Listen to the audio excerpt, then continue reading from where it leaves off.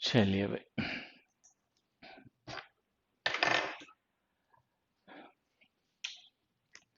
Good evening everybody. आ जाइए सभी लोग, क्लास स्टार्ट करते हैं।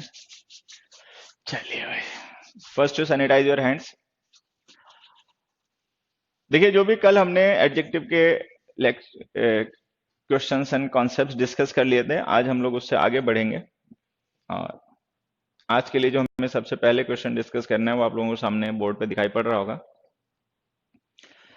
This substance is costlier than useful. This substance is costlier than useful. Okay,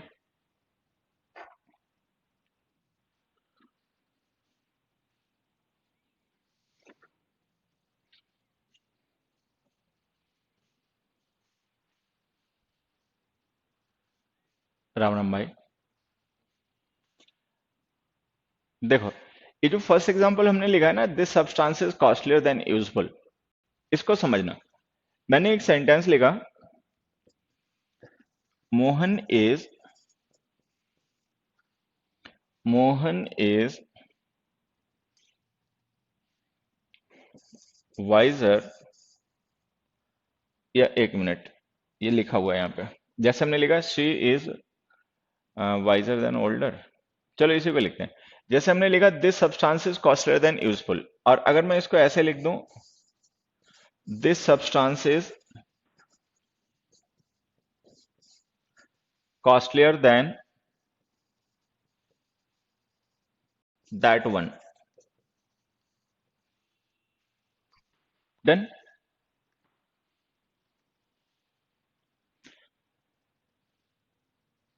जैसे हमने लिखा this substance is costlier than that ladies seat plural, क्यों होता है? पागल मारूंगा, बहुत बहुत मारूंगा, सुधर जाओगे, समझे? तुम उल्लू आदमी कहते हैं। तुम कभी दूसरे की सुनते समझते हो कि एकदम से पगला ही गए हो, कहते तुम्हें सुनना समझना नहीं है। पहली बात तो ये ए हटाओ। जब 10 बार बता चुके हैं कि किसी नाउन को पजेसिव केस में लिखोगे तो वहां पे लिखेगा डिटरमिनर पजेसिव केस के नाउन के होते हैं। लेडीज प्लूरल फॉर्म में लिख रखा है, उसके साथ में आर्टिकल ये नहीं आएगा। एक तो मूर्खता ये दे रहे हो, ठीक है। दूसरी बात, उसको प्लूरल कह रहे हो, ठीक है। वो प्लूरल कहाँ है बेटा? कहाँ है प्लूरल? उसमें सीट नाउन है ना, मेन नाउन पजेशन होता है, पजेसिव केस थोड़ी होता है मेन नाउन। और पजेशन जो उसमें सीट लिखा है वो सिंगुलर है? उल्लू कहीं के। दूसरे की सुनोगे समझोगे तो सीख जाओगे ना, दूसरों की सुनते समझते नहीं हो, एक चीज दिमाग में भर गई, ये देखना नहीं चाहते हो बेटा, है? जब बता दिया कि पजेसिव केस और पजेशन हम एक साथ लिखते हैं तो वहां पे लिखेंगे डिटरमिनर पजेसिव केस के नाउन के होते हैं। पजेसिव केस तो खुद ही डिटरमिनर बन जाता है पजेशन के लिए, तो पजेशन का डिटरमिनर अपना कोई वहां पे होता ही नहीं है। अच्छा, अब पजेशन मेन नाउन होता है, पजेसिव केस उसका डिस्क्रिप्शन होता है, ये भी बता दिया, तो पजेशन मेन नाउन होता है। अब पजेशन सिंगुलर लिखा हुआ, उसको कह रहा है प्लूरल क्यों होता है? पागल आदमी, हट। इसका देखो, this substance is costlier than useful, this substance is costlier than that one. अब यहां पे हमारे पास ना दो ऑब्जेक्ट हैं। एक ऑब्जेक्ट है दिस सब्सटेंस, एक ऑब्जेक्ट है दैट सब्सटेंस। और इन दोनों ऑब्जेक्ट्स में क्वालिटी है। क्या क्वालिटी है? कि ये दोनों कॉस्टली हैं। अच्छा, इनमें से ये वाला ज्यादा कॉस्टली है, तो इसके साथ हमने कॉस्टलियर को कंपेरेटिव डिग्री में कॉम्प्लीमेंट बना के लिख दिया। कंपेरेटिव डिग्री का मतलब डिग्री बढ़ गई। लेकिन यहाँ पे ध्यान से देखो, ऐसा नहीं है। यहाँ पे ऑब्जेक्ट एक ही है, सब्सटेंस, और उसमें क्वालिटी दो है। एक क्वालिटी इसमें यह है कि वो कॉस्टली है, और एक क्वालिटी इसमें यह है कि यूजफुल भी है। लेकिन उसका यूजफुल होना उतना ज्यादा नहीं है जितना कॉस्टली होना है, मतलब कॉस्टली ज्यादा है। डन, ये बात समझ में आ गई? तो अगर इसका कॉस्टली होना उसके यूजफुल होने से ज्यादा है, तो यहां पे हम कंपेयर कर रहे हैं इस सब्सटेंस की दो क्वालिटीज को, ना कि इस सब्सटेंस को किसी दूसरे सब्सटेंस से। तो अगर हम किसी एक नाउन को किसी दूसरे नाउन से कंपेयर करें, तो जिसमें वो क्वालिटी जिसके बेसिस पे कंपैरिजन हो रहा होता है ज्यादा होती है, कम होती है, हम उसे सब्जेक्ट बना के उसके साथ में उस एडजेक्टिव को कंपेरेटिव डिग्री में लिख देते हैं। लेकिन अगर कभी ऐसा हो कि हम उस नाउन को कंपेयर ही ना करें, दो क्वालिटीज कंपेयर करने लग जाएं, तो अगर हम दो क्वालिटीज कंपेयर करने लग जाएं तो जो क्वालिटी ज्यादा हो उसके साथ में मोर लिखा करो। ये ई आर वाली कंपेरेटिव डिग्री मत लिखा करो, तो इसको लिखो मोर कॉस्टली। बजाय कि कॉस्टली लिखने के इसको लिखो मोर कॉस्टली। तो अगर हम इस सब्सटेंस का कंपैरिजन किसी दूसरे सब्सटेंस से करते और ये सब्सटेंस उसके कंपैरिजन में ज्यादा कॉस्टली होता, तो हम इसके लिए कॉस्टलियर कंपैरेटिव डिग्री का यूज करते। लेकिन अगर कभी हमें किसी एक ही चीज की दो क्वालिटीज को कंपेयर करना पड़ जाए, ना कि उसको किसी दूसरी चीज से, तो फिर हमेशा मोर का यूज किया करो उस क्वालिटी के साथ में जो ज्यादा हो। डन? ये आपकी बेटा पहली क्लास है। अच्छा, तो आप देख लो, ये तो देखो, ये लाइव क्लास तो मिस करने का कोई फायदा नहीं है, ठीक है। लाइव क्लास तो बेटा अपनी अटेंड ही करो। उसके बाद में ना क्या करना, एडजेक्टिव के शुरू से वीडियो देखना सारे। हाँ, जो फंडामेंटल्स में 3-4 दे रखे हैं वो भी, और इसकी जो 2 क्लास पहले हो चुकी हैं वो भी। अब देखो, फिर से देखो, मैं एक बार समझा देता हूं। जैसे मैंने लिखा gold is costlier than useful, ठीक है। और दूसरा हमने लिखा gold is costlier then silver. तो यहां पे क्या है, गोल्ड एक ऑब्जेक्ट है, ठीक है, और सिल्वर एक ऑब्जेक्ट है। और इन दोनों ऑब्जेक्ट्स का हम कंपैरिजन कर रहे हैं इस क्वालिटी के बेसिस पे कि ये दोनों ही कॉस्टली हैं। गोल्ड ज्यादा कॉस्टली है तो हमने उसको सब्जेक्ट बना के उसके लिए कॉस्टली एडजेक्टिव को कंपेरेटिव डिग्री में यूज कर दिया, जिससे ये पता चल गया कि भाई इसमें ये क्वालिटी किसी दूसरे ऑब्जेक्ट के मुकाबले ज्यादा है। लेकिन यहाँ पे देखें तो ऑब्जेक्ट एक ही है गोल्ड, और क्वालिटी दो है, एक क्वालिटी है कॉस्टली और एक क्वालिटी है यूजफुल। अब यहाँ पे कंपेरिजन हम गोल्ड का नहीं कर रहे हैं, यहाँ पे कंपेरिजन हम इन दोनों क्वालिटीज का कर रहे हैं। तो अगर इन दोनों क्वालिटीज को कंपेयर कर रहे हो तो इनमें से जो क्वालिटी ज्यादा है ना उसके साथ में मोर का यूज करो, ये कॉस्टली मत लिखो। तो इसको हमें लिखना पड़ेगा मोर कॉस्टली। तो अगर हम कभी किसी एक ही ऑब्जेक्ट की दो क्वालिटीज को कंपेयर करें, ठीक है, तो मोर का यूज क्या करो उस क्वालिटी के साथ में जो ज्यादा हो, ठीक है। नेक्स्ट में आ जाओ, हमने लिखा है सी इज वाइजर देन ओल्डर। कि अब कोई पर्सन क्या है, वाइज भी है ओल्ड भी है, लेकिन अपने एज के कंपैरिजन में उसकी विजडम ज्यादा है। तो जो क्वालिटी ज्यादा है उसको कंपेरेटिव डिग्री में लिखो, और जो क्वालिटी नहीं ज्यादा है उसको पॉजिटिव डिग्री में लिखो। तो इसको लिखो she is wiser then old. She is wiser then old.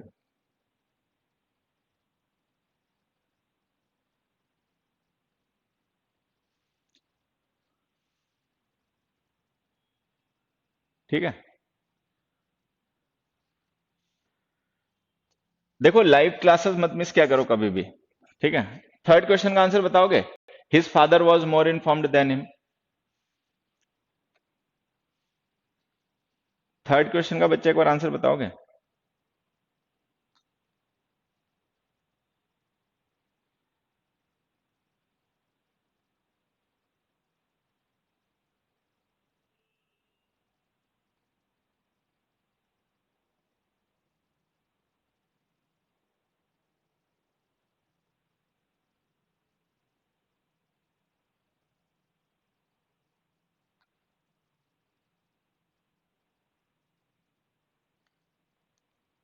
Class open नहीं हो रही बच्चे, ऐसा नहीं होना चाहिए।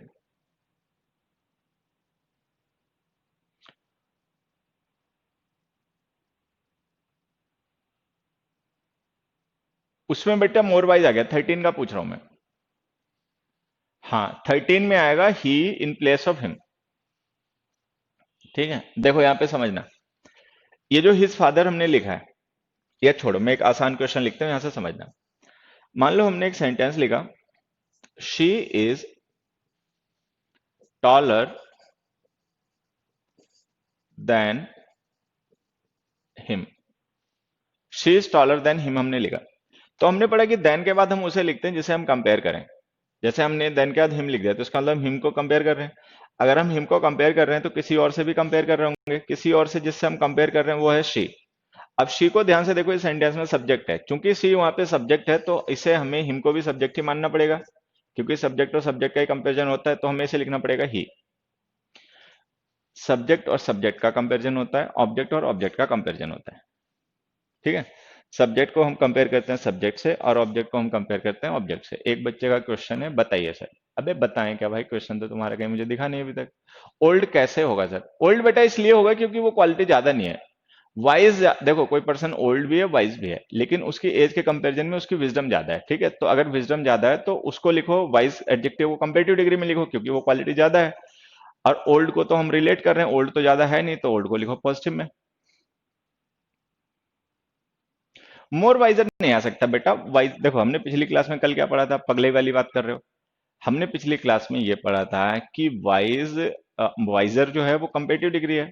और मोर वाइजर लिखोगे तो मोर भी कंपेरेटिव डिग्री होता है, तो वो दोनों गलत हो जाएंगे। मोर का यूज पॉजिटिव डिग्री के साथ किया जाता है, कंपेरेटिव डिग्री के साथ नहीं किया जाता। ठीक है सचिन कुमार बेटा, तुम्हारी क्वेश्चन का आंसर मैं बाद में दूंगा, अभी लाइव क्लास चल रही है, आप इसको अटेंड करो, जो बताया जा रहा है उसको सुनो, समझो, समझने की कोशिश करो, फिर बाद में मैं तुम्हारे क्वेश्चन को एंटरटेन करूंगा। ठीक है देखो फिर से एक बार यहाँ पे वापस आओ, ये एक छोटा सा कॉन्सेप्ट है और इस पे बेस्ड हम 2-3 क्वेश्चन डिस्कस करेंगे, तो इसको एक बार फिर से समझा देता हूँ।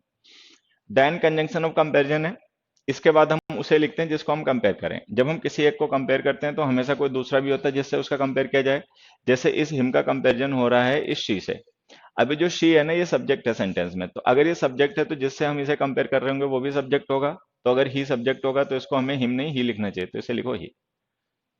अब यहाँ पे जो हमने लिखा ना देन हिम, इस हिम का कंपेरिजन हम कर रहे हैं हिज फादर से। हिज फादर सब्जेक्ट है, तो इसका मतलब ये भी सब्जेक्ट होगा, तो इसको हिम नहीं लिखो ही। ठीक है नेक्स्ट में आ जाओ। You are as wise as them. अब देखो ये जो एज वाइज एज हमने लिखा ना, ये सिमिली होते हैं structures. As wise as tall as rich as. और ये जो सिमिली स्ट्रक्चर्स होते हैं इनका कंपैरिजन हम कब करते हैं? इनका कंपैरिजन हम तब करते हैं जब हमें ये बताना हो कि दो ऑब्जेक्ट जो हैं उनमें कोई एक क्वालिटी जो है वो कॉमन डिग्री में है। कॉमन मतलब इक्वल डिग्री में, सॉरी इक्वल डिग्री में, मतलब न कम है न ज्यादा है। तो अगर हम एज वाइज एज यहाँ पे सिमिली लिख रहे हैं और इसके बाद में देम लिख रहे हैं, तो इसका मतलब हम देम की सिमिलरिटी यू से शो कर रहे होंगे। अब यू सब्जेक्ट है, अगर यू सब्जेक्ट है और इससे हम सिमिलरिटी शो कर रहे हैं देम की, तो दे भी सब्जेक्ट होगा। अगर ये सब्जेक्ट होगा तो इसको देम के बजाय लिखो दे। डन। अब जब ये बातें तुम्हें समझ में आ जाए कि हमने यहाँ पे दे क्यों लिखा और यहाँ पे ही क्यों लिखा, तो एक ये क्वेश्चन है 15th। इसमें देखो हमने देन के बाद ना दो ऑप्शन दे दिए, अस दे दिया और वी दे दिया। अब हमें ये पता करना है कि देन के बाद में हम क्या लिखें, अस लिखें या वी लिखें। मतलब देन अस लिखना ठीक है या देन वी लिखना ठीक है, ये आंसर कमेंट करो, अपने आंसर को कमेंट करो।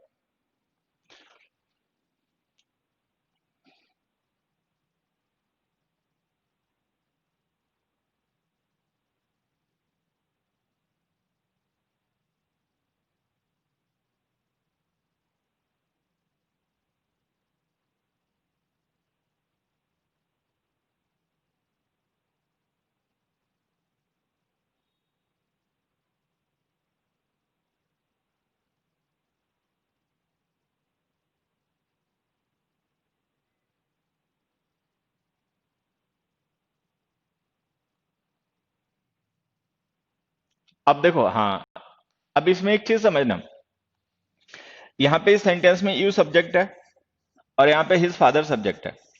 उसी तरीके से यहाँ पे दे सब्जेक्ट है, लेकिन यहाँ पे ध्यान से देखो एक ऑब्जेक्ट भी है हिम।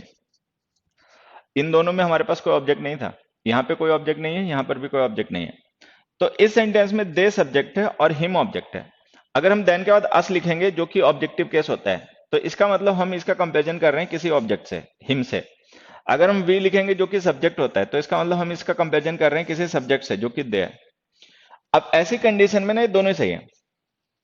दे trust him more than us लिखेंगे तो भी सही है, they trust him more than we लिखेंगे तो भी सही है। अब देखो होगा क्या, इनके मीनिंग में डिफरेंस क्या होगा। अगर हम अस लिखेंगे तो इसका मतलब ये होगा कि हमारे पास दो ऑब्जेक्ट हैं, दे अकेला सब्जेक्ट है और दो ऑब्जेक्ट है हिम और अस, कि दे जो है वो हमारा भी ट्रस्ट करते हैं और हिम का भी ट्रस्ट करते हैं, लेकिन हिम का ट्रस्ट करते हैं हमसे ज्यादा। अगर हम वी लिख देंगे तो इसका मतलब हो जाएगा कि दो सब्जेक्ट हैं, दे भी सब्जेक्ट है, वी भी सब्जेक्ट है और अकेला ऑब्जेक्ट है हिम। मतलब दे भी हिम का ट्रस्ट करते हैं, वी भी हिम का ट्रस्ट करते हैं, लेकिन दे ज्यादा ट्रस्ट करते हैं और हम उतना नहीं करते। तो अगर मान लो कोई ऐसी कंडीशन हो जिसमें सब्जेक्ट ऑब्जेक्ट दोनों ही दे रखे हो, तो हम कोई भी लिख सकते हैं, नॉमिनेटिव केस भी लिख सकते हैं, ऑब्जेक्टिव केस भी लिख सकते हैं, अस भी लिख सकते हैं, वी भी लिख सकते हैं। एक एग्जांपल से और यही बात समझना। ही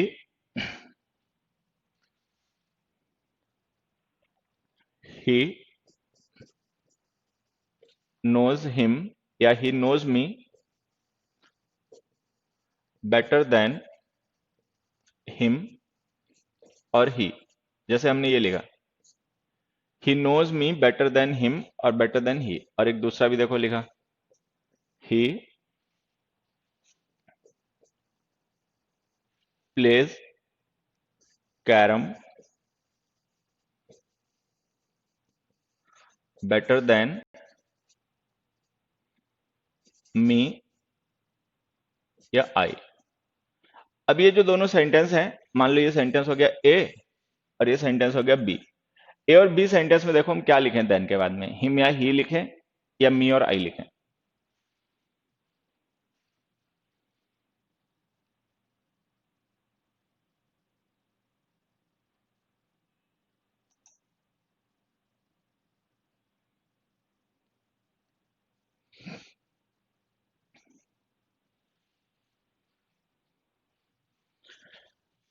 अब देखो यहां पे सब्जेक्ट है ही, ऑब्जेक्ट है मी।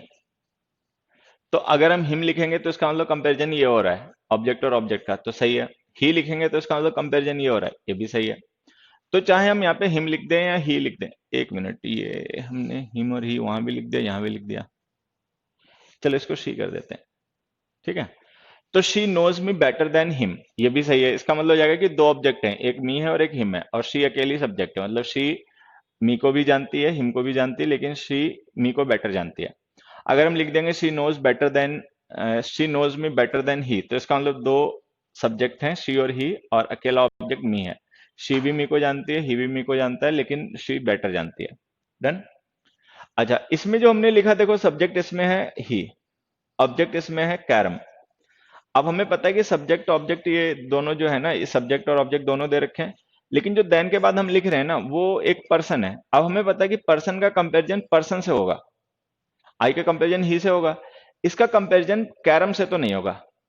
तो अगर हमें पता है कि भले ही ऑब्जेक्ट दे रखा हो, लेकिन ये ऑब्जेक्ट और ये ऑब्जेक्ट ऐसे हैं जिनका आपस में कंपैरिजन नहीं हो सकता, क्योंकि कैरम एक गेम है, मी एक पर्सन है, पर्सन और गेम का तो कंपैरिजन होगा नहीं। तो यहाँ पे ये लॉजिकल कंपैरिजन है और ये लॉजिकल कंपैरिजन है, तो इसलिए यहाँ पे मी गलत हो जाएगा, केवल आई सही होगा। तो ऑब्जेक्ट लिखने का मतलब ये नहीं कि हम कोई भी ऑब्जेक्ट लिख दें, ऑब्जेक्ट ऐसा होना चाहिए जो कि कंपेरेबल हो, जिससे हम कंपेयर कर पाए। तो जो बी क्वेश्चन है उसमें तो केवल आई आएगा, क्योंकि हम कैरम का जो कि एक गेम है और आई का जो कि एक पर्सन है कंपैरिजन नहीं कर सकते, ठीक है। तो वही लॉजिकल कंपैरिजन होगा। ए में हम हिम और ही कुछ भी लिख सकते हैं, क्योंकि हिम और ही जो है वो पर्सन है, मी और शी जो है वो भी पर्सन है। डन।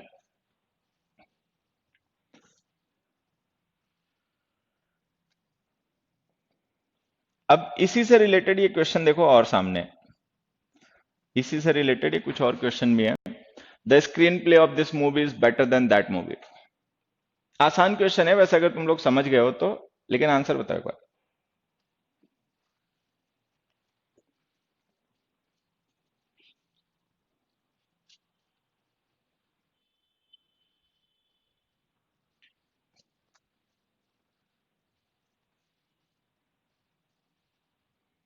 12 क्वेश्चन बेटे डिस्कस हो गया था, visor than older, visor then old, older लिखा था ना उसमें, वाइजर देन ओल्ड लिखना था।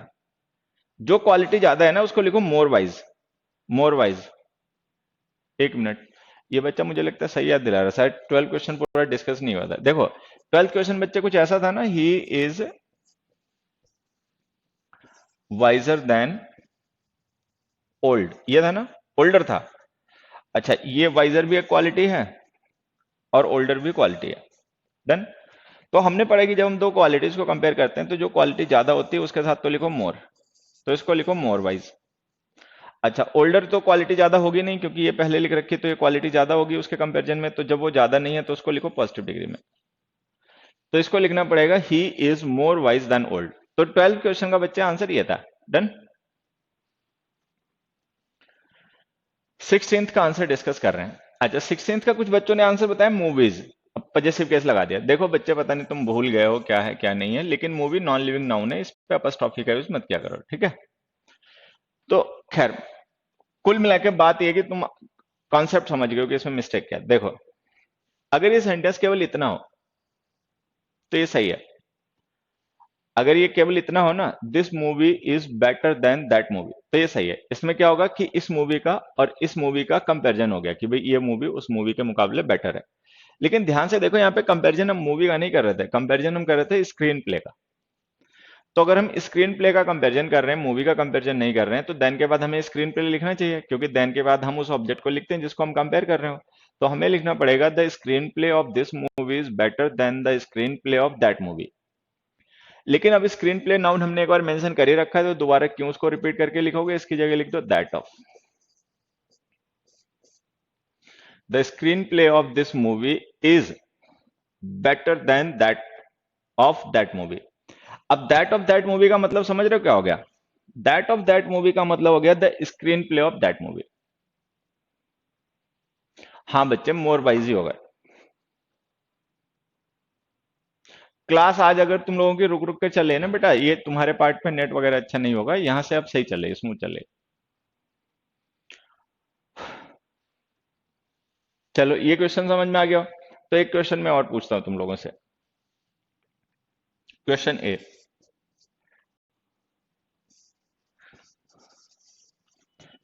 Climate of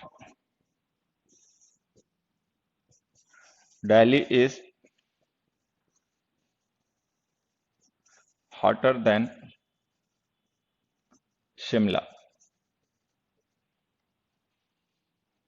climate of Delhi is hotter then Shimla. Hello बच्चे, विकास कुछ पूछना बताना है क्या? अब देखो, अगर ये सेंटेंस केवल इतना हो, Delhi is hotter then Shimla, तो ये सेंटेंस सही हो जाएगा, क्योंकि दिल्ली एक सिटी है, शिमला एक सिटी है, दोनों सिटीज का कंपैरिजन हो गया। लेकिन एक्चुअली यहाँ पे हमने सब्जेक्ट बना के क्लाइमेट को लिखा था, द क्लाइमेट ऑफ दिल्ली, ठीक है। तो यहाँ पे हम कंपैरिजन क्लाइमेट का कर रहे थे, सिटीज का नहीं। तो अगर हम क्लाइमेट का कंपैरिजन कर रहे हैं, तो फिर हमें देन के बाद में क्लाइमेट लिखना भी पड़ेगा। अब या तो लिखो द क्लाइमेट ऑफ शिमला, नहीं उसे चाहते हो रिपीट करके लिखना तो दैट ऑफ लिख दो, दैट ऑफ शिमला। तो लिख दो दैट ऑफ शिमला,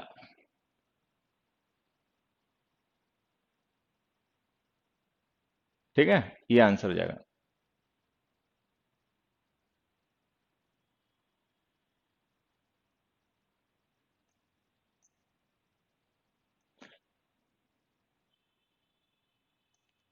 हाँ, सेम थिंग्स आर कंपेयर्ड, मतलब एक जैसी चीजों को कंपेरिजन किया जाता है आर्टिकल नाउन के साथ। समझ नहीं आ रहा अभी तो बेटा, आर्टिकल पढ़ा है नहीं, चिंता मत करो, जब पढ़ाएंगे तो समझ में आ जाएगा।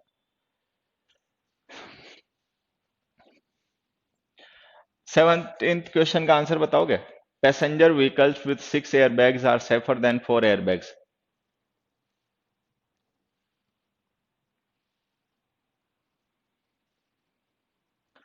17th क्वेश्चन का आंसर बताओ बेटा।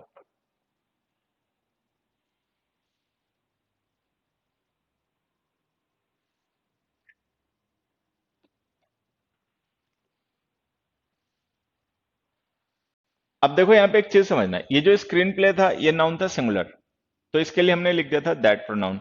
पैसेंजर व्हीकल्स जो नाउन है प्लूरल है, तो देन के बाद में दैट मत लिखना, वो सिंगुलर नाउन के लिए यूज होता है, लिखना दोज। अच्छा, यहाँ पे प्रिपोजिशन थी ऑफ, तो हमने ऑफ लिख दी, लेकिन यहाँ पे प्रिपोजिशन है विद, तो विद लिखना। तो यहाँ पे कंपेरिजन हम एयर बैग्स का नहीं कर रहे हैं, यहाँ पे हम कंपेरिजन कर रहे हैं व्हीकल्स का। तो यहाँ पे लिखो passenger vehicles with 6 air bags are more are safer than those with 4 air bags. तो इसमें हमें लिखना पड़ेगा दोज विद। फिर से देखो एक बार बता देता हूं, अगर सिंगुलर नाउन को कंपेयर कर रहे हो तो दैट लिखा करो, प्लूरल को कंपेयर कर रहे हो तो दोज लिखा करो, ठीक है। प्रीपोजिशन पहले से याद मत करके बैठना कि ऑफ यूज होती है, प्रीपोजिशन वेरी करती रहती है। अगर ऑफ यूज हो रही है तो आप ऑफ यूज करो, इन यूज हो रही है तो इन यूज करो, बाई यूज हो रही है तो बाई यूज करो, फॉर यूज हो रही है तो फॉर यूज करो, डन। तो यहाँ पे विद प्रिपरेशन यूज हो रही थी तो हमने विद का ही यूज कर लिया। एक और एग्जांपल से ये बात समझना। मान लो मैंने एक सेंटेंस लिख दिया,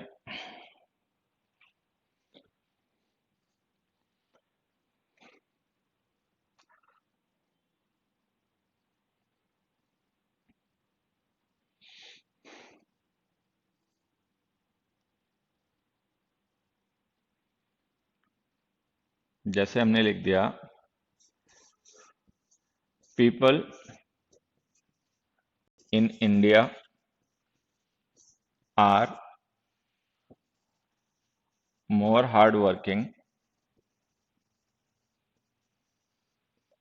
देन चाइना। अब जैसे हमने लिख दिया people in India are more hard working than China. बेटा शिमला नॉन लिविंग नाउन होता है, नॉन लिविंग नाउन्स पे अपॉस्ट्रोफी का यूज मत क्या करो, नाउन में पढ़ा तो था। शिमला है, मूवी है, नॉन लिविंग नाउन है।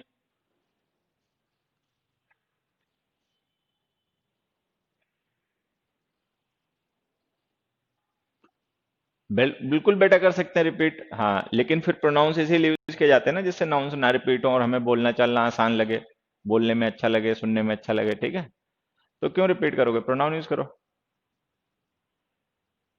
दैट इन नहीं बेटा, दो दिन तुम हिले हुए हो क्या।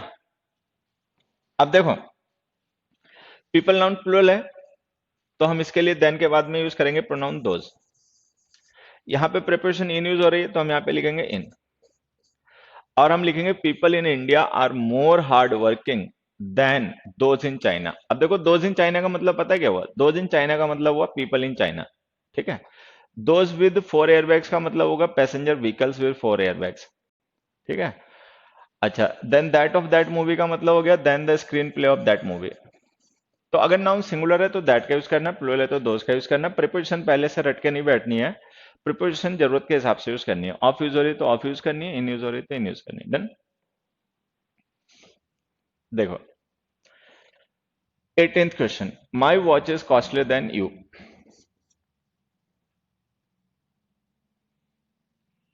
18th का आंसर बताएं। My watch is costlier then you.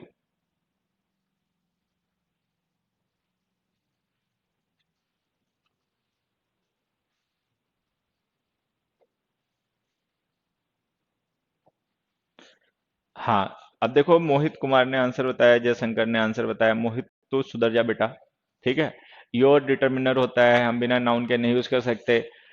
पहले देखो समझना, ये जो यू है ना, ये पर्सन है, लेकिन हम कंपैरिजन यहाँ पे पर्सन का नहीं कर रहे, यहाँ पे हम पर्सन का कंपैरिजन कर रहे हैं वॉच का। तो एक तो आंसर ये कि वॉच के लिए प्रोनाउन यूज कर लो दैट ऑफ। मतलब एक सीधा सा आंसर ये हो सकता है कि हम लिख दें my watch is costlier than that of you. That of you का मतलब समझे, दैट ऑफ यू का मतलब हो गया योर वॉच।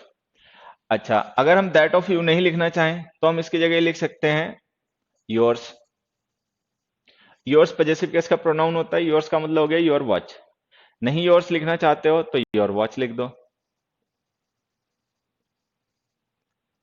नहीं योर वॉच लिखना चाहते हो तो द वॉच ऑफ यू लिख दो। मतलब इनमें से कोई भी लिखोगे ना तो आंसर हो जाएगा। मैं फिर से देखो एक बार समझा देता हूं। जैसे हमने लिखा my watch is costlier then you, तो हमें पता है यहाँ पे कंपेरिजन यू का नहीं हो रहा है, कंपेरिजन उसकी वॉच का हो रहा है। तो या तो हम लिखें the watch of you, the watch of you ये लिखें। अच्छा, द वॉच ऑफ यू नहीं लिखें तो द वॉच नाउन है, नाउन हमने पहले वॉच मेंशन कर ही रखा है, तो हम उसकी जगह प्रोनाउन लिख दें दैट ऑफ यू,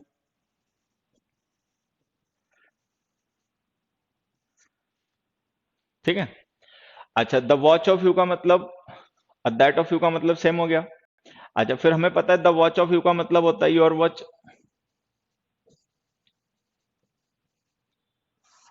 और योर वॉच का मतलब होता है योर्स। तो इनमें से हम कुछ भी लिखेंगे ना सही हो जाएगा। द वॉच ऑफ यू लिखेंगे, दैट ऑफ यू लिखेंगे, योर वॉच लिखेंगे, योर्स लिखेंगे तो सही होगा। जो बच्चे कंफ्यूज हो रहे हैं मैं देखो उन्हें बता देता हूं बेटा, ये योर डिटर्मिनर होता है, इसका यूज क्या करो नाउन के साथ। योर्स प्रोनाउन होता है, इसका यूज क्या करो नाउन के बगैर। तो योर्स प्रोनाउन है और योर डिटर्मिनर है,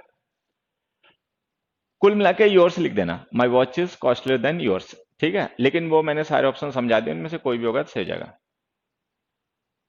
अच्छा, ऑटो करेक्ट होकर योर हो गया, चलो कोई नहीं बेटा, अच्छी बात है। 19th का आंसर बताओ फिर। Your understanding is much clearer than that of theirs.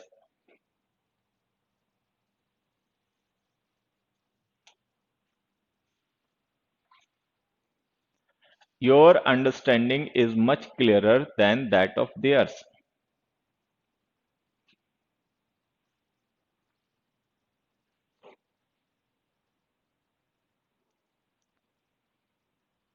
देखो, अब इसमें मैं समझाता हूं।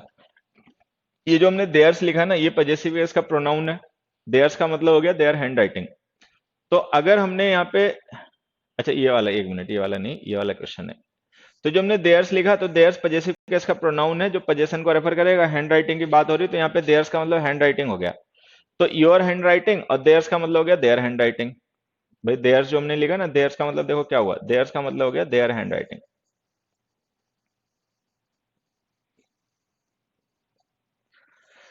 तो their hand writing your hand writing का कंपैरिजन हो गया। तो ये जो देन के बाद हमने दैट ऑफ प्रोनाउन यूज कर रखा है, ये अननेसेसरी यूज हो गया, क्योंकि इसकी अब कोई जरूरत तो है ही नहीं, तो इसको हम यहां से हटा देंगे। सिंपली लिखा रहने दो theirs. Your hand writing is much clearer than theirs. अच्छा, देयर्स नहीं लिखना चाहते हैं तो अगर हम चाहें तो दैट ऑफ देम भी लिख सकते हैं। दैट ऑफ देम, अगर हमें दैट ऑफ ही लिखना है ना तो फिर हमें देम लिखना पड़ेगा। देम का मतलब है पर्सन, दैट ऑफ देम का मतलब क्या हो जाएगा, देयर हैंड राइटिंग। तो या तो हम लिखें दैट ऑफ देम या हम लिखें देयर्स केवल। अच्छा, हाँ एक मिनट, अंडरस्टैंडिंग है, हाँ सही है, अंडरस्टैंडिंग लिख लो, ठीक है।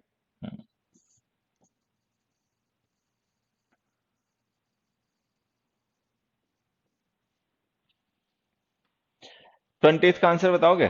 The level of your understanding is higher than theirs. 20th question का एक बार आंसर बताओ।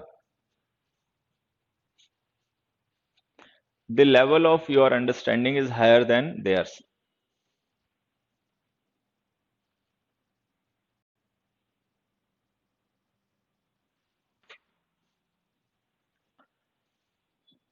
एक मिनट रुक जाओ, मुझे देखने दो कौन है बच्चा।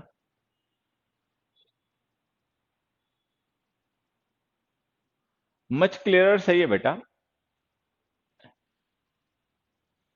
20th का आंसर बताओ। अब देखो, ये जो 20th क्वेश्चन है ना, अगर ये केवल इतना लिखा हो तो ये सही है। जैसे अगर ये केवल लिखा हो your understanding is higher than theirs, तो देयर्स का मतलब हम देयर अंडरस्टैंडिंग मान लेंगे, और इसका मतलब हो जाएगा कि तुम्हारी अंडरस्टैंडिंग उनकी अंडरस्टैंडिंग से ज्यादा अच्छी है, हायर है। लेकिन एक्चुअल में कंपैरिजन यहाँ पे लेवल का हो रहा है, अंडरस्टैंडिंग का नहीं हो रहा। अच्छा, ये जो देन के बाद हमने देयर्स लिखा है, इस देयर्स का मतलब है देयर अंडरस्टैंडिंग, लेकिन कंपैरिजन अंडरस्टैंडिंग का नहीं लेवल का हो रहा है, तो हमें लिखना पड़ेगा that of theirs. That of का मतलब पता है क्या हुआ, दैट ऑफ का मतलब हुआ लेवल ऑफ, और देयर्स का मतलब हो गया देयर अंडरस्टैंडिंग। तो दैट ऑफ देयर्स का मतलब हो गया the level of their understanding, the level of their understanding, ये हो गया। तो जब हम कंपैरिजन करते हैं तो कंपैरिजन हमारा हमेशा होना चाहिए लॉजिकल। अब लग रहा है एग्जाम की तैयारी कर रहे हो, हाँ बच्चे, ये क्वेश्चंस आते हैं हमारे पेपर में, अच्छे खासे आते हैं, ठीक है।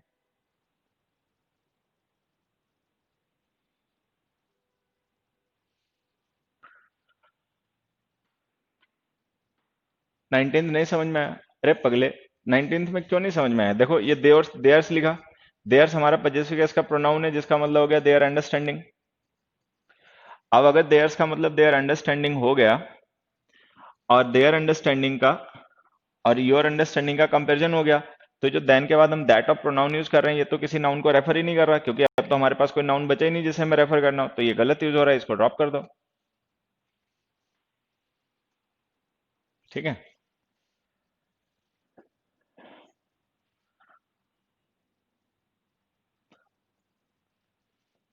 या देखो इस स्क्रीन पे अब जो तुम्हें क्वेश्चंस दिख रहे हैं, ये भी हम लोग डिस्कस करेंगे, लेकिन इससे पहले मैं एक काम करता हूँ, दो क्वेश्चन तुम लोगों से और पूछता हूँ, एक बार उनके आंसर बताएं मुझे। देखो एक क्वेश्चन है ये,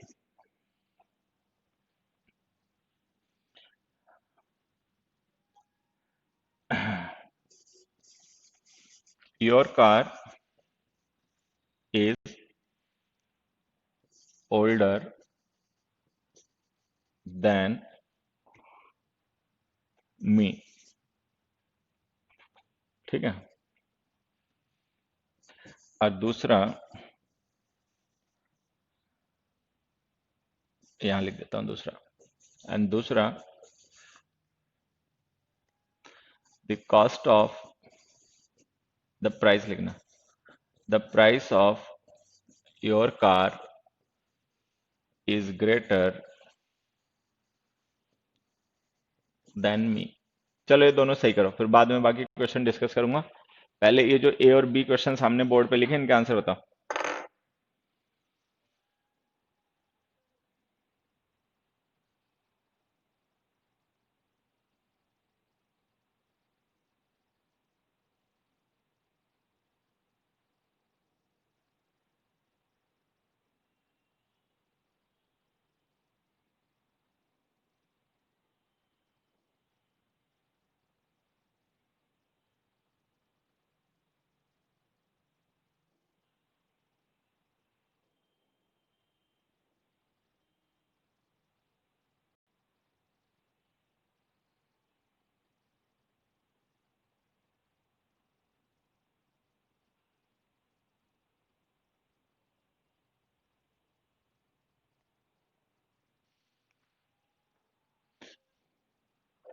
सही है। अब देखो ये जो हमने मी लिखा ना, मी का मतलब है पर्सन, लेकिन यहाँ पे कंपैरिजन पर्सन का नहीं, कंपैरिजन कार का हो रहा है। तो कार को हमें रेफर करना है, पर्सन को रेफर नहीं करना है। तो कार को रेफर करने के लिए हम यहाँ पे पजेसिव प्रोनाउन लिख देंगे माइन। माइन जो होता है पजेसिव केस का प्रोनाउन होता है, जो पर्सन को नहीं पोजेशन को रेफर करता है। जैसे यहाँ पे कार की बात हो रही है तो माइन का मतलब हो गया माई कार। तो इसका तो आंसर हो गया ये। अच्छा, यहाँ पे अगर हम मी लिखें तो भी गलत है, क्योंकि बात यहाँ पे पर्सन की नहीं कार की हो रही है। लेकिन यहाँ पे कार की भी बात नहीं, यहाँ पे प्राइस की हो रही है। अब जब हमने माइन लिखा, माइन पजेसिव केस का प्रोनाउन है, इसका मतलब हो गया माई कार। लेकिन कंपैरिजन हम कार का नहीं कर रहे, इस बार कंपैरिजन हम प्राइस का कर रहे हैं। तो देन के बाद में हमें कोई ऐसा वर्ड भी लिखना पड़ेगा जो प्राइस को रेफर करता हो। तो दैट ऑफ लिख दो। तो हमें लिखना पड़ेगा that of mine. That of mine का मतलब हो जाएगा the price of my car, the price of my car. तो बी ऑप्शन में लिखना पड़ेगा that of mine. That of mine का मतलब हो जाएगा the price of my car. और ए में लिखना पड़ेगा माइन। हालांकि एक बच्चे ने सही कहा, अगर हम चाहें तो दैट ऑफ मी भी लिख सकते हैं। जैसे मी लिखना चाहते हो ना, तो इसको लिख दो that of me. That of me का मतलब हो जाएगा द कार ऑफ मी। और माइन, दोनों का मतलब सेम हो गया। दैट ऑफ मी और माइन का मतलब सेम हो गया।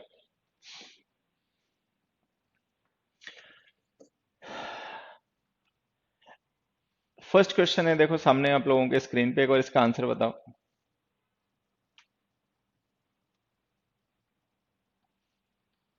No source of energy is as long lasting as the sun. No source of energy is as long lasting as the sun. Question number 1 का आंसर बताएं।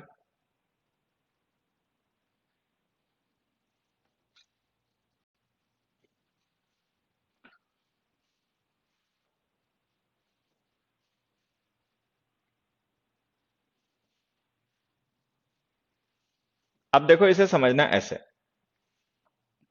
मान लो मैंने एक सेंटेंस लिखा यहां पर, gold is costlier then any metal.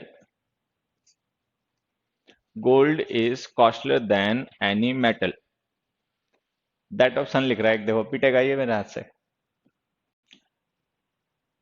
यहां से समझो बेटा पहले, फिर बाद में आंसर लिखना, आप छोड़ो। Gold is costlier then any metal. अब देखो जो डिटर्मिनर्स के फंडामेंटल्स में हमने वीडियोस दे रखे हैं ना, उसमें एनी सम वगैरह सब डिस्कस कर रखा है।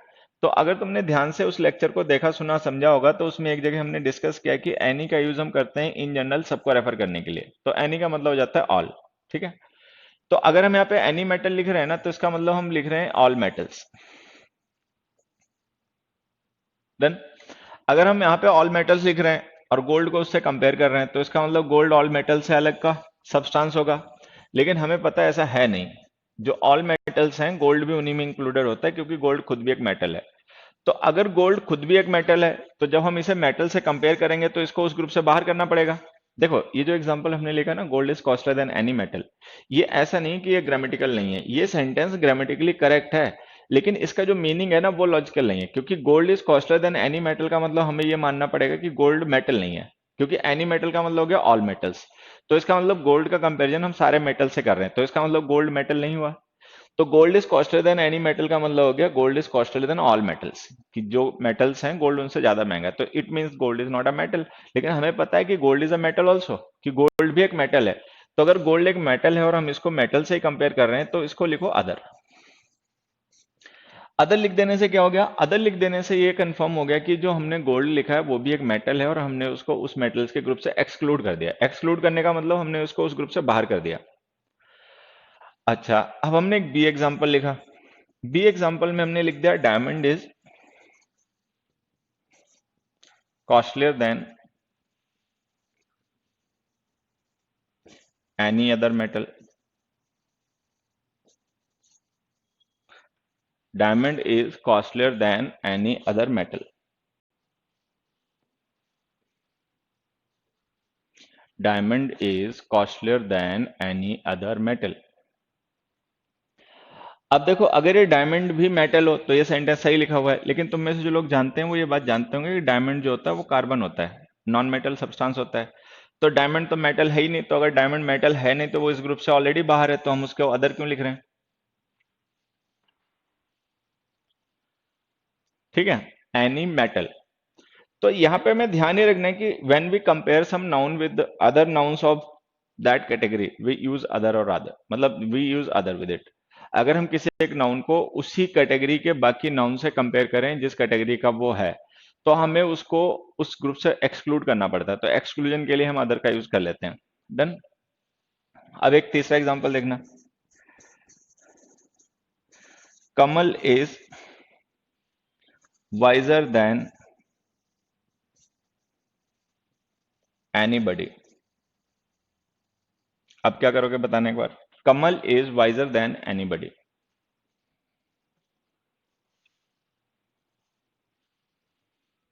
कमल इज वाइजर देन एनीबडी।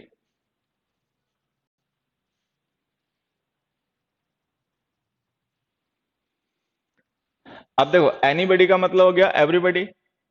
अच्छा, एवरीबडी में ये कमल खुद भी इंक्लूडेड होगा। तो अगर हम देन लिख रहे हैं तो इसका मतलब ये दोनों अलग अलग होने चाहिए, एनीबडी और कमल सेम नहीं, डिफरेंट होने चाहिए। लेकिन एनीबडी का मतलब एवरीबडी है, उसमें तो कमल खुद भी इंक्लूडेड होगा। तो अगर हम कमल को कंपेयर करेंगे तो हमें इसको उस ग्रुप से अलग करना पड़ेगा। अब अभी तो हम क्या कर रहे थे, अदर का यूज कर रहे थे, अदर मेटल हमने लिख दिया। लेकिन यहाँ पे हम अदर भी नहीं लिख सकते क्योंकि अदर डिटर्मिनर होता है, नाउन के साथ लिखा जाता है, एनीबडी प्रोनाउन है। तो इसके साथ हम यूज कर लेंगे else, anybody else. Anybody else का मतलब हो जाएगा एक्सक्लूडिंग कमल। तो जो प्रोनाउंस होते हैं ना, एनीबडी, समबडी, नोबडी, तो ये हमने नाउन चैप्टर में भी पढ़ा था कि इनके साथ हम एल्स लिख देते हैं। तो इसको लिखो, Kamal is wiser than anybody else. Done. तो जब हम किसी एक नाउन को उसी के ग्रुप से कंपेयर करेंगे जिस ग्रुप का वो है, तो उसको उस ग्रुप से एक्सक्लूड करना पड़ेगा। एक्सक्लूड करने के लिए हम अदर का या एल्स का यूज करते हैं। अगर कोई नाउन होगा तो उसके साथ हम अदर को लिख देंगे, अदर डिटर्मिनर होता है। अगर कोई प्रोनाउन होगा, एनीबडी, समबडी, नोबडी वगैरह, तो उसके साथ में एल्स का यूज करेंगे। डन। अब इस क्वेश्चन को अगर तुम लोग समझ पाए हो सारे, तो अब फर्स्ट क्वेश्चन का आंसर बताओ। No source of energy is as long lasting as the sun.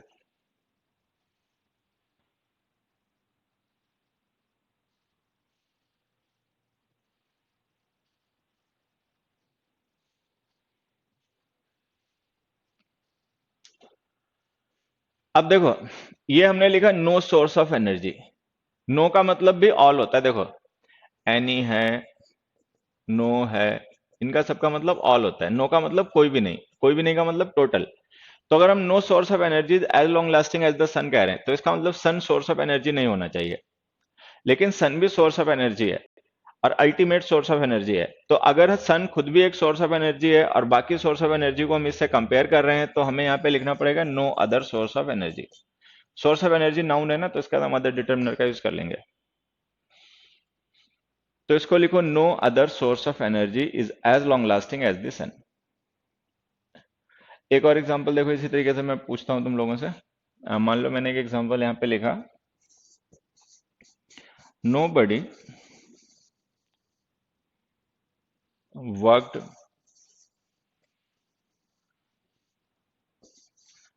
As hard as Saral. Nobody worked as hard as Saral. इस क्वेश्चन का आंसर बताएं। Nobody else worked as hard as सरल।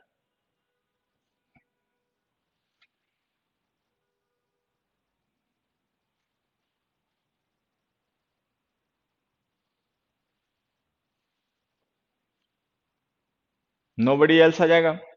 अब देखो, no बडी का मतलब क्या हो गया, कोई भी नहीं, जिसमें सारे इंक्लूड हो जाएंगे। लेकिन सरल को तो हमें इस ग्रुप से अलग रखना पड़ेगा क्योंकि हम सरल का कंपेरिजन कर रहे हैं बाकियों से। तो हम यहाँ पे लिख देंगे नो बडी एल्स। नो बडी एल्स का मतलब हो जाएगा एक्सक्लूडिंग सरल। तो जब हम किसी एक नाउन का उसी के टाइप के नाउन से कंपेरिजन करते हैं, तो उसे हम क्या करते हैं, उस ग्रुप से एक्सक्लूड कर देते हैं जिस ग्रुप से उसका कंपेरिजन कर रहे हैं। एल्स का और अदर का यूज कर लिया करो। अदर डिटर्मिनर होता है, नाउन्स के साथ लिखा करो। कोई प्रोनाउन वगैरह हो तो उसके साथ में एल्स लिख दिया करो। चलो नेक्स्ट क्वेश्चन देखो, Kamal works harder than anybody. Anybody else हो जाएगा, ठीक है। The elephant is bigger and heavier than any animal found on अर्थ।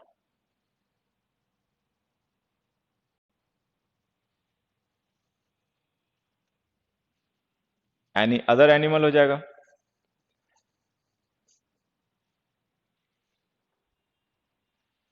ठीक है, एनी अदर एनिमल। दूसरा देखो, aeroplanes are faster than any means of transportation.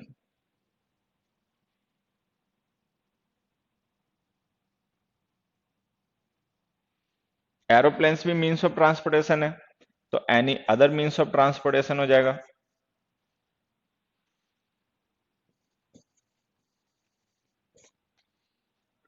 तो देखो, एरोप्लेन एक मीन्स ऑफ ट्रांसपोर्टेशन है, बाकी मीन्स ऑफ ट्रांसपोर्टेशन से हम इसका कंपैरिजन कर रहे हैं तो हमने अदर लिख दिया। एलिफेंट एक एनिमल है, बाकी एनिमल से इसका कंपैरिजन कर रहे हैं तो हमने अदर लिख दिया। अब आ जाते हैं नेक्स्ट क्वेश्चन पे। This person is much more experienced than his other colleagues. ये क्वेश्चन है, इसका आंसर तुम लोग अपने आप बताओ। इस क्वेश्चन, ये फिफ्थ क्वेश्चन है, इसका आंसर अपने आप बताओ, ये सही है या गलत है, और अगर गलत हो तो कैसे सही करें।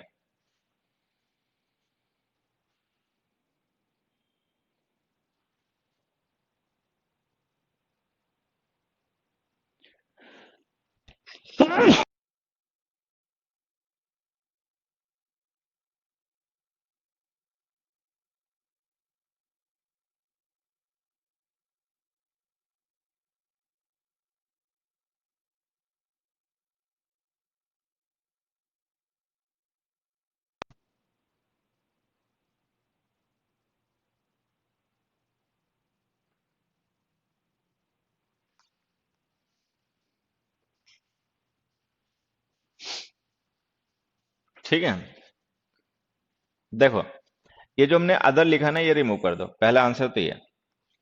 अब हमने अदर क्यों रिमूव किया ये समझना। अदर हमने इसलिए रिमूव किया क्योंकि वो जो हमने लिखा ना ग्रुप, हिज कलीग्स का मतलब उसके साथ काम करने वाले लोग, और ये जो दिस पर्सन है ये ऑलरेडी दो अलग अलग ग्रुप हैं, ये उस ग्रुप का नहीं है। ठीक है, जैसे ये डायमंड वाली और गोल्ड वाली बात है, जैसे मान लो ये मेटल्स का एक ग्रुप है। ठीक है, ये मेटल्स हैं, तो मेटल्स जो हैं गोल्ड इनमें इंक्लूडेड है क्योंकि गोल्ड मेटल है, तो जब हम गोल्ड को मेटल से कंपेयर करेंगे तो अदर का यूज करेंगे, लेकिन डायमंड तो इस ग्रुप में है नहीं, वो तो इस ग्रुप से ऑलरेडी बाहर है, तो हम उसके लिए अदर का यूज नहीं करेंगे। तो वो जो हमने हिज कलीग्स लिखा है ना, हिज कलीग्स का मतलब हो गया उसके साथ में काम करने वाले लोग, तो हिज कलीग्स में ये पर्सन खुद तो इंक्लूडेड होगा नहीं, तो हम अदर क्यों लिखें, ये तो ऑलरेडी उस ग्रुप से बाहर है, तो अगर ये ऑलरेडी उस ग्रुप से बाहर है तो अदर की हमें जरूरत नहीं है, इसको रिमूव कर दो। डन। अच्छा, ये बात नहीं समझ में अगर किसी बच्चे को आ पाई हो तो मैं एक क्वेश्चन दूसरा लिख रहा हूं, उससे समझना। हमने यहाँ पे एक सेंटेंस लिखा, यू आर, एक minute, you are richer than your other friends. ठीक है, और बी हमने लिखा, यू आर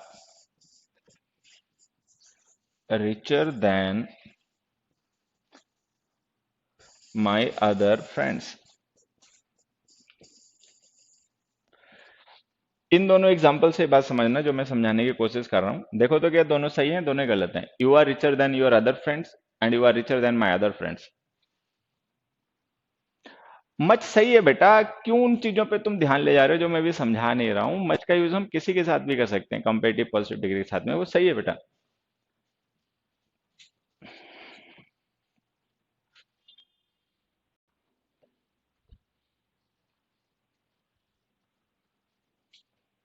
बेटा एज एज पॉजिटिव डिग्री में जरूर होता है, लेकिन उसका भी यूज हम सिमिलरिटी शो करने के लिए करते हैं। तो जब हम एज एज लिखते हैं ना, as rich as, as wise as, तो इसका मतलब हम किन्हीं दो में सिमिलरिटी शो कर रहे हैं।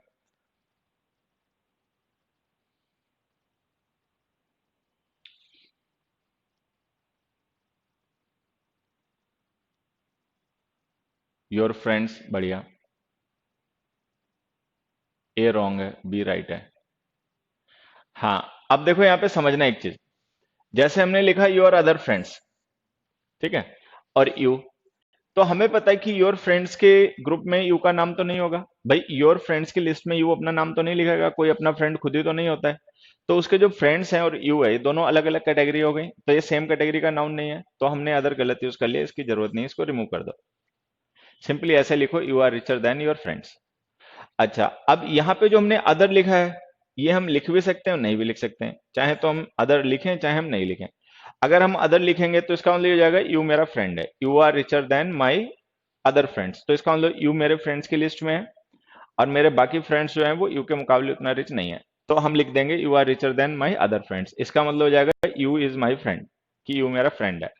अगर हम लिख देंगे you are richer than my friends, तो इसका मतलब you is not my friend, कि यू मेरा फ्रेंड नहीं है लेकिन वो मेरे फ्रेंड से ज्यादा रिच है। तो अगर हम किसी नाउन को कंपेयर करें उसी के ग्रुप से तो हमें अदर लिखना है, लेकिन अगर हम उसको कंपेयर किसी दूसरे ग्रुप से करें जिसका वो पार्ट नहीं है तो हम क्यों अदर लिखेंगे? ठीक है, यू मेरा फ्रेंड हो भी सकता है, नहीं हो सकता है, तो हम अदर लिख भी सकते हैं, नहीं भी लिख सकते हैं, लेकिन यू खुद का फ्रेंड तो ऑब्वियस बात है कभी भी नहीं होगा, तो उसके साथ हमें अदर नहीं लिखना चाहिए। देन ए गलत है, बी अदर लिखा हो तो भी सही है, नहीं लिखा हो तो भी सही है।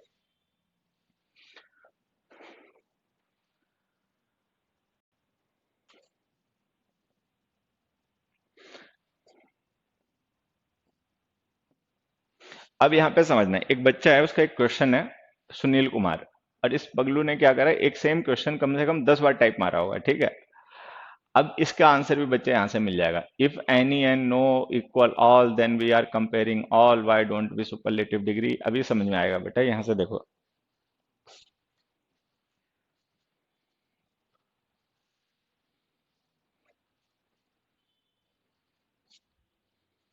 ये जो मच के पीछे पड़े ना, ये पिटेंगे मेरे से। क्यों मच के पीछे पड़ गए हो बेटा? लिखा रहने तो, जहां पे लिखा है वो मैंने सही लिखा है, ठीक है, उसको अभी सीखो। मच को हम कंपेटिव डिग्री के साथ यूज करते हैं।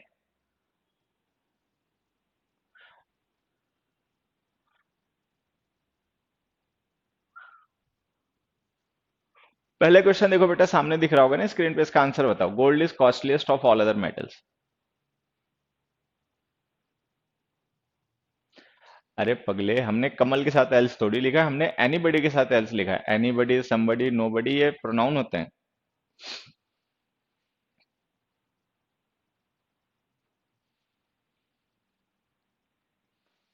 बी में एनी अदर फ्रेंड लिख सकते हैं, माई अदर फ्रेंड्स। बेटा वहां पे माई लिखा था ना, जब माई लिख दिया डिटर्मिनर तो एनी नहीं आएगा।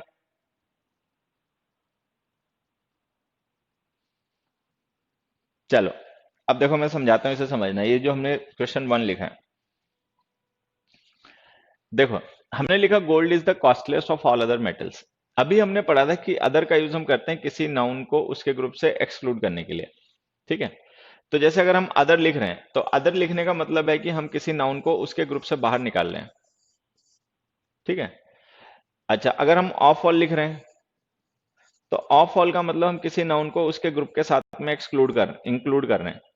तो ऑफ ऑल का मतलब होता है इंक्लूजन। ऑफ ऑल का मतलब वो सबका पार्ट है, उनके सबके साथ है। अदर का मतलब है एक्सक्लूजन, कि हमने उसको उस ग्रुप से बाहर कर दिया। अब अगर हम यहाँ पे ये लिख रहे हैं ना, ऑफ ऑल और अदर दोनों एक साथ, तो ये गलत है, क्योंकि एक साथ दोनों काम नहीं हो सकते। ऐसा नहीं हो सकता कि गोल्ड जो है वो मेटल्स के ग्रुप में भी है, उससे बाहर भी है। अगर हम मेटल्स के ग्रुप से गोल्ड को एक्सक्लूड करेंगे तो हमें लिखना पड़ेगा अदर। अदर का मतलब एक हो गया गोल्ड, बाकी बच गए जो हो गए अलग। लेकिन अगर हम ऑफ ऑल लिखेंगे तो इसका मतलब गोल्ड जो है वो ऑल मेटल्स के साथ में इंक्लूडेड है। तो ऑफ ऑल इंक्लूजन के लिए यूज होता है, अदर एक्सक्लूजन के लिए यूज होता है, दोनों हम एक साथ में यूज नहीं कर सकते। तो ये जो ऑफ ऑल और अदर का यूज हमने एक साथ कर दिया ना, ये गलत कर दिया।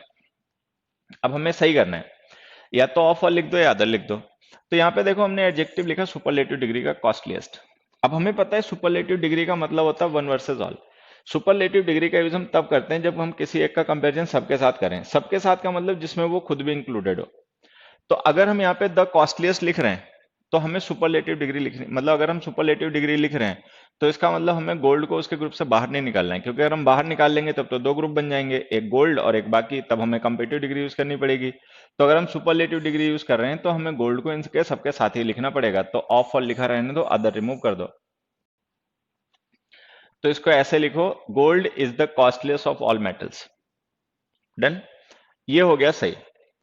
अब अगर हमें अदर ही लिखना होता है या कंपेटिव डिग्री यूज करनी होती तो देखो हम क्या करते, तो हम इसे ऐसे लिख देते, gold is costlier than other metals और एनी अदर मेटल्स। अब इन दोनों का मीनिंग सेम है। तो अब ये बच्चा पूछ रहा था ना, हम कंपेटिव डिग्री क्यों नहीं लिख रहे, सुपरलेटिव डिग्री क्यों नहीं लिख रहे? बेटा हम कंपेटिव डिग्री इसलिए लिख रहे हैं क्योंकि ऑल मेटल्स में से हमने गोल्ड को एक्सक्लूड कर लिया। तो एक्सक्लूड का मतलब हमने उसको उस ग्रुप से अलग कर दिया। तो अगर हम इसको इस ग्रुप से अलग कर देंगे तो हमारे पास दो सब्सटेंस हो जाएंगे, एक गोल्ड और एक बाकी सारे। तो जब हम उन्हें कंपेयर करेंगे तो कंपेरेटिव डिग्री लिखनी पड़ेगी, लेकिन अगर हम गोल्ड को सारे मेटल्स के साथ इंक्लूड करके तब कंपेरिजन करेंगे तो हमें सुपरलेटिव डिग्री लिखनी पड़ेगी वन वर्सेस ऑल। अब ये मर्जी हमारी है, चाहे हम ऐसे लिखें gold is the costliest of all metals, और चाहे वैसे लिखें gold is costlier than other metals. ठीक है, सेकंड में आ जाओ। This restaurant is the best equipped than other ones. अब देखो यहाँ पे हमने देन अदर वंस लिख रखा है, तो अदर वंस का मतलब हमने इस रेस्टोरेंट को बाकी रेस्टोरेंट से अलग कर दिया। तो अगर हमने इस रेस्टोरेंट को बाकी रेस्टोरेंट से अलग कर दिया तो फिर ये दो ग्रुप बन गए, एक ये और एक बाकी। तो जब हम एक ग्रुप बन गया ये रेस्टोरेंट, अब बाकी हो गई ये, तो जब हम इन दोनों का कंपैरिजन करेंगे तो हमें कंपेरेटिव डिग्री लिखनी पड़ेगी। अच्छा, दूसरी बात होती क्या है, अगर हमने देन लिख रखा है तो ऑब्वियस सी बात है कंपेरेटिव डिग्री आएगी, अदर लिख रखा है तो कंपेरेटिव डिग्री आएगी। कंपेरेटिव डिग्री होती है बेटर, द बेस्ट नहीं होती, बेटर होती है। तो इसको लिखो this restaurant is better equipped than other ones.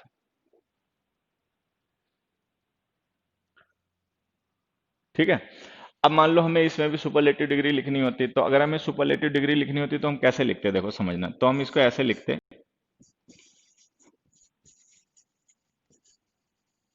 This restaurant is the best equipped of all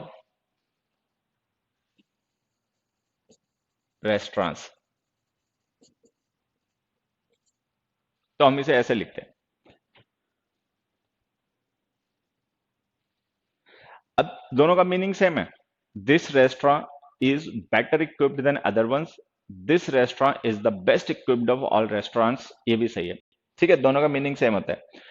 अब ऑफ ऑल लिखोगे तो सुपरलेटिव डिग्री लिखनी पड़ेगी क्योंकि ये वन वर्सेस ऑल का कंपैरिजन है, अदर लिख दोगे तो कंपेरेटिव डिग्री लिखनी पड़ेगी। ठीक है, अब इसको ऐसे समझना, Kamal is the taller of all the candidates.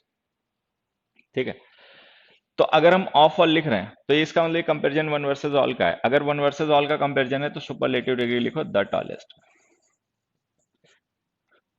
तो यहां से हमें दो चीजें समझनी है, अगर कभी ऑफ ऑल लिखा हो तो उसके साथ में हमेशा सुपरलेटिव डिग्रीज का यूज करना।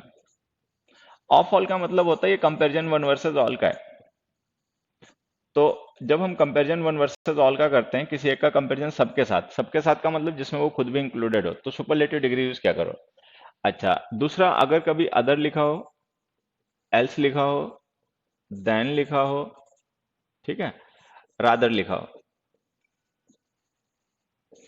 तो इनके साथ कंपैरेटिव डिग्री लिखा करो, इनके साथ में कभी भी सुपरलेटिव डिग्री का यूज मत किया करो।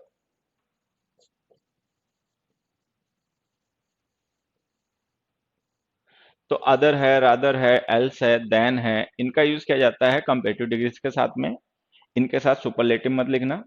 ठीक है, ऑफ ऑल का यूज किया जाता है सुपरलेटिव के साथ में, उसके साथ में कंपैरेटिव मत लिखना।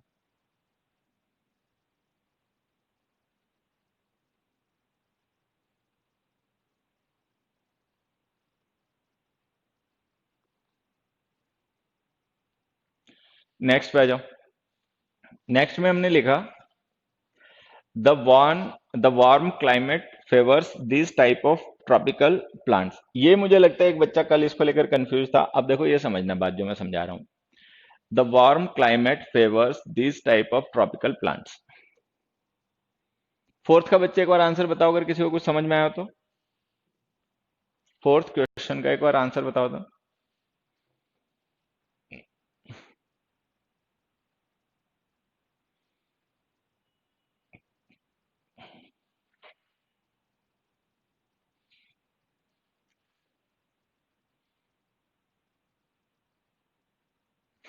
देखो एक मैं क्वेश्चन लिखता हूं, यहां से समझना। जैसे हमने लिखा these type of questions can confuse anybody. अब जैसे हमने ये लिखा this type of questions can confuse anybody,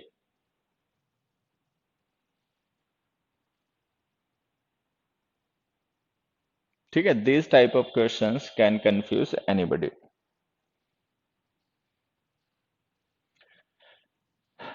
अब यहां पे देखो समझना, ये जो टाइप है ये एक नाउन है और क्वेश्चंस भी एक नाउन है, ठीक है। टाइप यहाँ पे हमारा है सब्जेक्ट, क्वेश्चंस है ऑफ प्रिपरेशन का ऑब्जेक्ट, और यहाँ पे हमने एक डिटर्मिनर लिखा है दीज। ये जो दीज हमने लिखा है ना, ये डिटर्मिनर है। अब अगर ये दीज डिटर्मिनर क्वेश्चंस के लिए यूज हो रहा है तब तो ये ठीक है, क्योंकि क्वेश्चंस नाउन प्लूरल है तो उसके साथ हमें दीज ही लिखना पड़ेगा। भाई जो नाउन प्लूरल होते हैं उनके साथ दीज दोज लिखा जाता है, जो सिंगुलर होते हैं उनके साथ दिस या दैट लिखा जाता है। लेकिन ये जो दीज हमने लिखा है ना, ये हमने डिटर्मिनर टाइप नाउन के साथ लिखा है। अगर ये क्वेश्चंस नाउन का डिटर्मिनर होता है ना तो क्वेश्चंस के साथ लिखा गया होता है। अगर ये टाइप के साथ लिखा जा रहा है ना तो इसका मतलब ये डिटर्मिनर इस नाउन का है। तो अगर ये डिटर्मिनर टाइप का है तो टाइप तो सिंगुलर नाउन है, या तो इसको टाइप्स लिखो या इसे दिस लिखो, क्योंकि टाइप सिंगुलर नाउन है उसके साथ तो दीज आ नहीं सकता। तो इसको सही करने का यही तरीका है, या तो लिखो टाइप्स या लिखो दिस।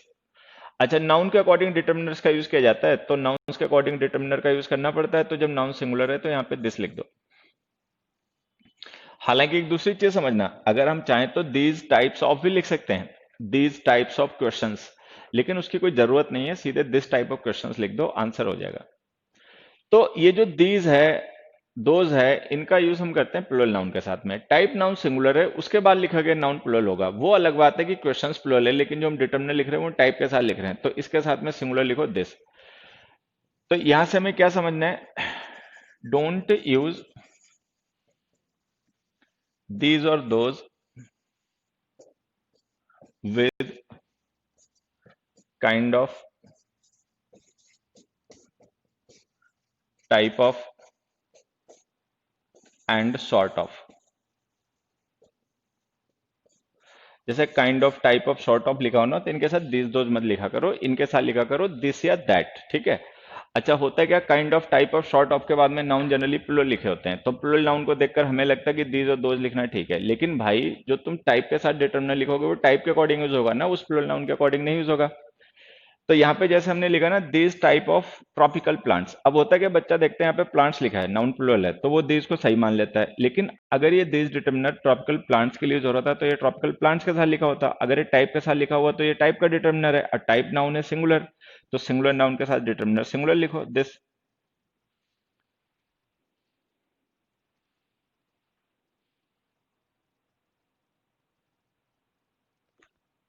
हाँ बच्चे, ये सारी चीजें क्लियर हो जाएंगी धीरे धीरे, मतलब टाइम लगेगा लेकिन धीरे धीरे सारी क्लियर हो जाएंगी। The warm climate favours this type of tropical plants, done. चलो, अब फिफ्थ क्वेश्चन का आंसर बताना। The wrestler that we met there was 7 feet high.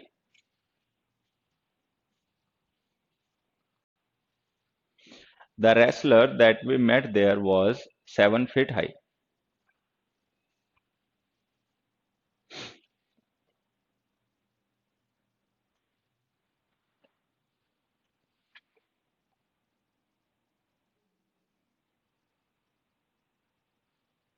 बिल्कुल बच्चे, सुनील कुमार बिल्कुल सही है, हाँ।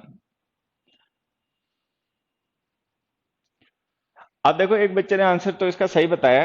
आंसर तो इसका ये कि हाई की जगह हमें आंसर लिखना है टॉल। तो पहले अपना आंसर लिख दो। The wrestler that we met there was 7 feet tall. High नहीं लिखना है। अब हाई नहीं लिखा, टॉल क्यों लिखा, अब ये देखो यहाँ पे समझ लेना।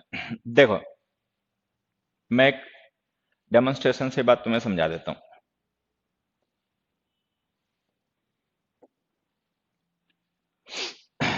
देखो, सपोज मान लो ये कोई एक ट्री है, ठीक है,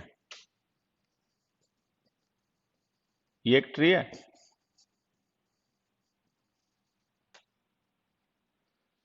इतनी मेहनत कर रहे हैं तो इसमें कलर भी सही यूज कर लें।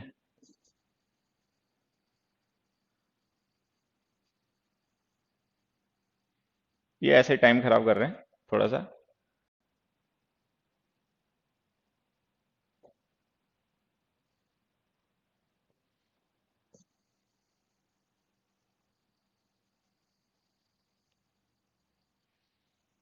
ठीक है, ये एक ट्री है।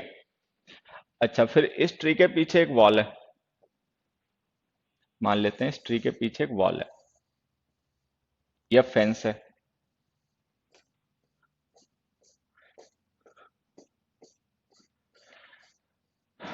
अब दोनों में हाइट है, ट्री में भी हाइट है, वॉल में भी हाइट है, लेकिन अगर हमें इन्हें डिस्क्राइब करने के लिए एडजेक्टिव यूज करने पड़े हाई और टॉल, तो देखो होगा क्या। ट्री के लिए हम एडजेक्टिव यूज करेंगे टॉल, टॉल ट्री। वॉल के लिए यूज करेंगे हाई, हाई वॉल। अब हमने कैसे डिसाइड किया कि यहाँ पे हॉल आएगा, टॉल आएगा, यहाँ पे हाई आएगा, वो मैं समझा देता हूँ। देखो होता क्या है, if some if the height of something is greater than its length, then the thing being referred to is tall. If the length of something is greater than its height, then the thing being mentioned is high. Height का मतलब है vertical, height का मतलब है vertical, length का मतलब है horizontal. तो जो ऑब्जेक्ट्स थिन शेप के होते हैं, देखो एक्चुअली होता क्या है कि जो ऑब्जेक्ट्स होते हैं थिन शेप के वर्टिकल, उनके लिए हम यूज करते हैं टॉल का, बाकियों के लिए यूज करते हैं हाई का। अब जैसे मैन है, मैन, मैन कैसा होता है, मैन होता है लाइक ट्री, ऐसे। तो मैन को डिस्क्राइब करने के लिए हमें एडजेक्टिव यूज करना चाहिए टॉल, ना कि हाई। तो इसीलिए हमने वहां पे लिख दिया tall, I am tall, you are tall, ऐसे। अच्छा, वॉल जो होती है ये हॉरिजॉन्टल ज्यादा होती है, तो इसको हम डिस्क्राइब करने के लिए लिखेंगे हाई। तो जिन ऑब्जेक्ट्स में वर्टिकल हाइट ज्यादा होती है, मतलब हाइट ज्यादा होती है लेंथ के, उन्हें, और जो थिन शेप के होते हैं, थिन शेप के, उनके लिए एडजेक्टिव यूज क्या करो, टॉल। अदरवाइज बाकियों के लिए यूज क्या करो, हाई। डन। अब एक एग्जांपल मैं तुम लोगों से और पूछता हूं, यहाँ पे देखो, मान लो ये ए है, या एक थोड़ा सा, मान लो ये ए है और ये बी है,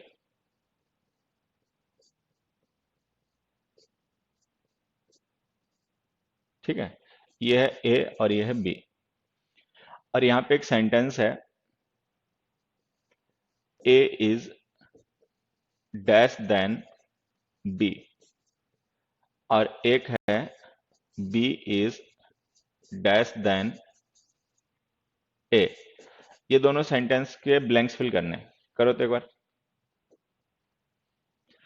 अब देखो, बी के लिए आ जाएगा taller, B is taller than A, और ए के लिए आ जाएगा shorter, A is shorter than B.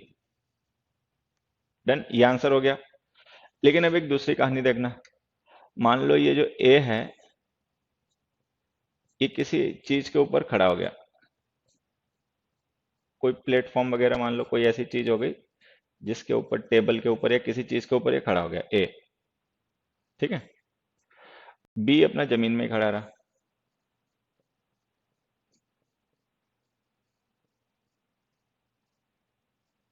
ऐसे। ये ए है और ये बी है। फिर से हमें ये एग्जांपल यूज फिल करने, ए इज डैश देन बी और बी इज डैश देन ए, ठीक है।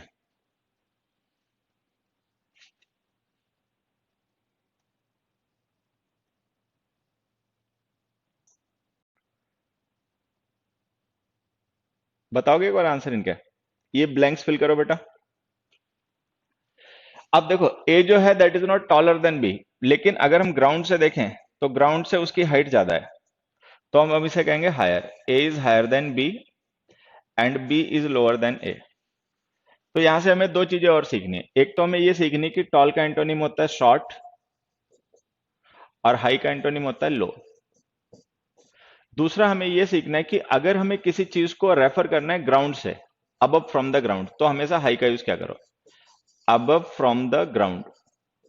अगर हमें किसी चीज की ग्राउंड से डिस्टेंस शो करनी है तो फिर हमेशा यूज क्या करो, high. High mountains, high clouds, ठीक है, हाई बिल्डिंग्स वगैरह वगैरह। तो अगर हम किसी चीज को एक पर्टिकुलर स्टैंडर्ड से रिलेट करें तो हमेशा हाई यूज क्या करो, अदरवाइज हम उस ऑब्जेक्ट के, उसके जो अपने डायमेंशंस होते हैं उनके बेसिस पे उसकी शेप डिस्क्राइब करें तो हम हाई का और टॉल का यूज कर सकते हैं, ऐसा समझना। देखो, जैसे मान लो कि बिल्डिंग हो गई, अब इस बिल्डिंग को हमें डिस्क्राइब करने के लिए एडजेक्टिव यूज करना है, हाई यूज करें टॉल, बताना तो एक बार। हम इसे क्या कहें, हाई बिल्डिंग या टॉल बिल्डिंग।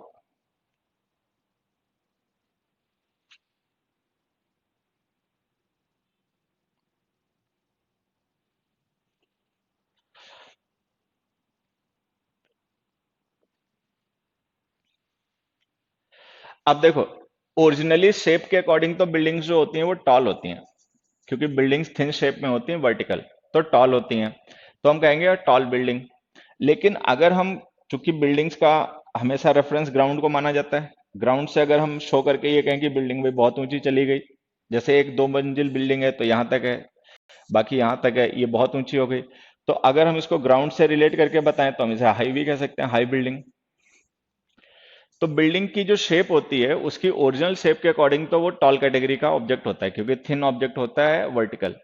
लेकिन चूंकि हम उन्हें ग्राउंड से जनरली मेजर करते हैं हमेशा ही, और सारी बिल्डिंग सेम ग्राउंड पे एग्जिस्ट करती हैं, तो हम उसको हाई भी कह सकते हैं। तो हाई बिल्डिंग से टॉल बिल्डिंग, इट इज इधर वे करेक्ट। अगर हम टॉल कहेंगे तो इसका मतलब हम उसको ग्राउंड से रिलेट नहीं कर रहे हैं, हम उसके शेप के अकॉर्डिंग उसको डिस्क्राइब कर रहे हैं। चलो,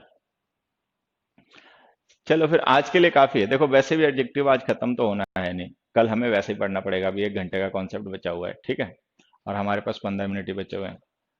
तो बाकी जो अब बच गया वो कल ही डिस्कस करेंगे, मतलब कल हम अपने इसको कॉन्सेप्ट, मतलब एडजेक्टिव चैप्टर को फिनिश करेंगे।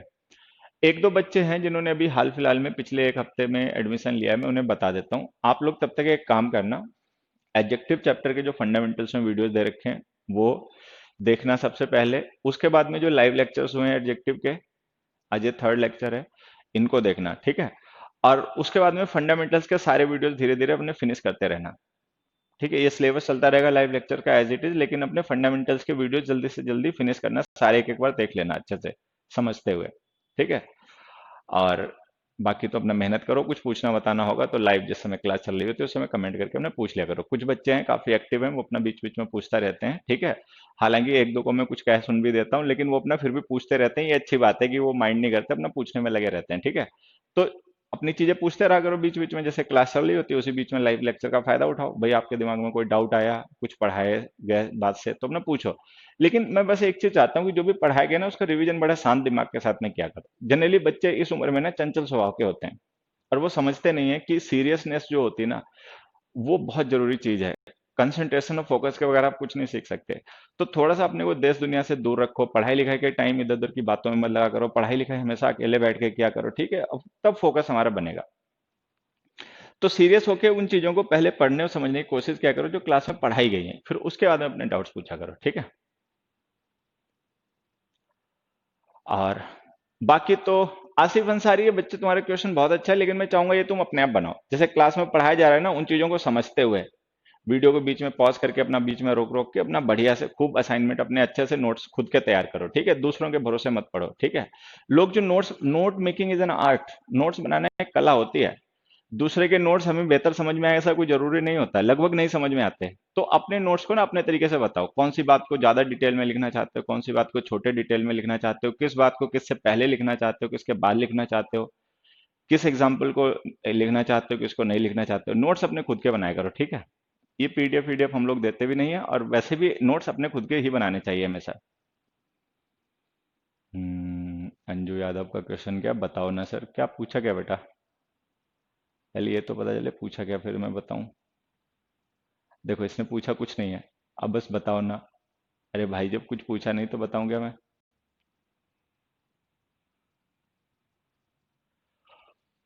चलो, बाकी अब मैं आज ज्यादा बातें नहीं करूंगा, मेरा गला सा सूख रहा है, मैं जा रहा हूँ घर, ठीक है। हाँ लास्ट जून तक हो जाएगा सिलेबस, ठीक है। तेरा सिलेबस की जल्दी पड़ी है, नई सिलेबस होगा जून तक, जुलाई में हो जाएगा बेटा, हो जाएगा। अरे एक वो आ गया वरुण, बताओ ना क्या बताऊं, हो जाएगा बेटा।